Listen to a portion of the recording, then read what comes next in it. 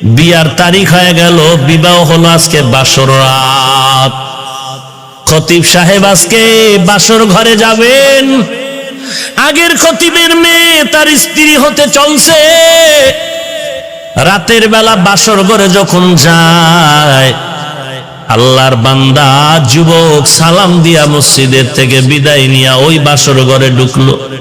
ঢুকার পরে একটা সালাম দিল। সালামের পরে মেয়েটা তাকায় দেখতেছে, আমার চেহারার দিয়ে তাকায় না। কেমন একজন খতিব আমি পাইলাম যে আমার কানের স্বর্ণের অলংকারের দিকে বারবার তাকায়, আমার গলার হার আর চেইনের দিকে তাকায়, আমার আঙ্গুলের স্বর্ণের আংটির দিকে তাকায়। আহারে, আমি এত ভালো মনে করছিলাম সে তো মনে হয় লুভি লুভি, স্বর্ণের দিকে তাকায় কেন? স্বর্ণের দিকে কেন তাকায়? এত লুভি কেন? মোটামুটি যুবক কথাটা আজ করতে পেরে ডাক দিয়া কয়, বিবি আমার, তুমি আমার নতুন স্ত্রী হয়েছো, মনের মধ্যে খারাপ কোনো ধারণা নিবা না। আমি তোমার চেহারা না দেখিয়া আমি স্বর্ণের দিকে তাকায়া দেখি, কারণ আমি মাওলা পাকের কুদরত দেখতেছি। আল্লাহর বান্দি বলে, কিসের কুদরত তুমি দেখো? বলে, তোমার স্বর্ণের আংটি, স্বর্ণের কানের অলংকার আর গলার মধ্যে যা দেখতেছি, মনে হয় জানো মক্কার জমিনে আমি একদিন স্বর্ণের হার পেয়েছিলাম রেশমি কাপড়ে পেঁচানো, ওই হারটা তোমার গলার মধ্যে যেন দেখা যায়। এবার মেয়েটা ডাক দিয়ে কয়, ধন্যবাদ হে স্বামী আমার। ঠিকই স্বর্ণ গলার হার। আমার আব্বাজান হজে গিয়েছিলেন আমাকে নিয়ে, ওখানে গিয়ে আমার এই হার হারিয়ে গেল, রেশমি কাপড়ে পেঁচানো। আমার বাবা বড় ধনী, ওই হার হারিয়ে যাওয়ার পর আমার বাবা মক্কার অলিতে গলিতে ঘুরিয়া ঘুরিয়া কান্না করে বলেছিল, 1000 টাকা দিবে, 100 টাকা দিবে। আল্লাহর একটা বান্দা যুবক হাতটা পাইয়া আমার বাবারে দিয়েছে, বাবার থেকে হাদিয়াও নেয় নাই। আব্বাজান ওই যুবকটারে বহু তালাশ করেছে, কিন্তু আর খুঁজিয়া পায় নাই। কয়েক মাস আগে আমার বাবা ইন্তেকাল হয়ে যায়। এই সময় আমার হাতটা ধরে বাবায় কান্না করে বলেছি, এরে মা, তোর মতো একটা দিনদার স্ত্রী, একজন মেয়ে আমানত আমি কার হাতে রেখে যাব পাইলাম না।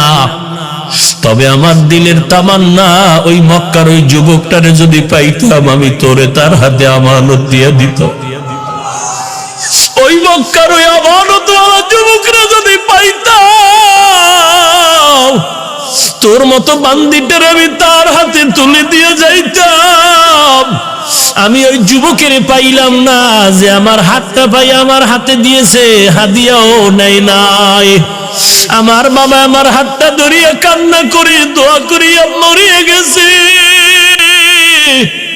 আমি ওই দিন থেকে মাওলার দরবারে সিজদায় পড়ে কান্না করেছি, রে মালিক, আমার বাবার মনের আশাটা পুরাইয়া দাও, ওই যুবকের মিলাইয়া দাও, ওই আমানতওয়ালা যুবকের চাই। আজ মনে হয় যেন আমার দোয়া বাবার আশা কবুল হয়েছে।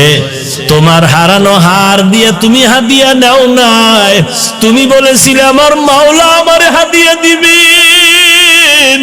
আজকে আমার মাওলা তোমার উপরে খুশি, শুধু আজকে হার তোমাকে দেয় নাই, বরং হারওয়ালা বান্দিকেও তোমাকে হাদিয়া দিয়েছে।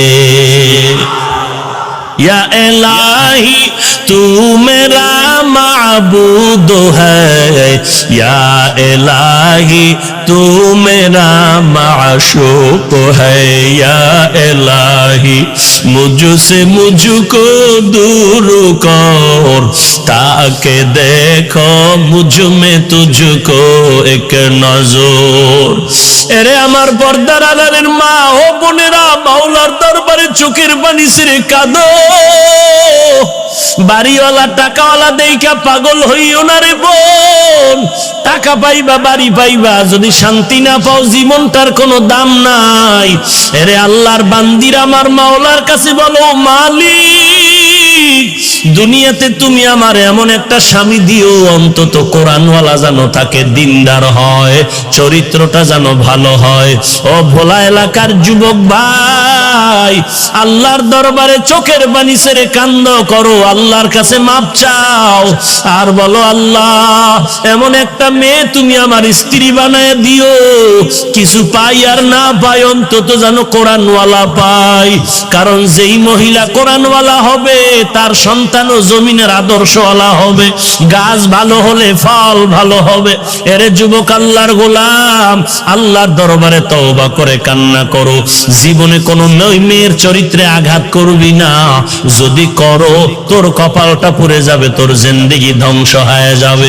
জীবনে নেশাগ্রস্ত হইও না, নেশার পেছনে পড়িও না রে বাবা।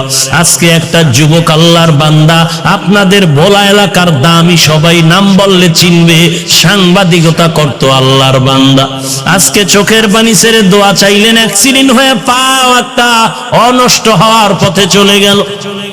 আমাকে আগের ছবিগুলো দেখাইলো আর বলল, হুজুর আমি অল টাইম পিস্তল নিয়ে চলতাম।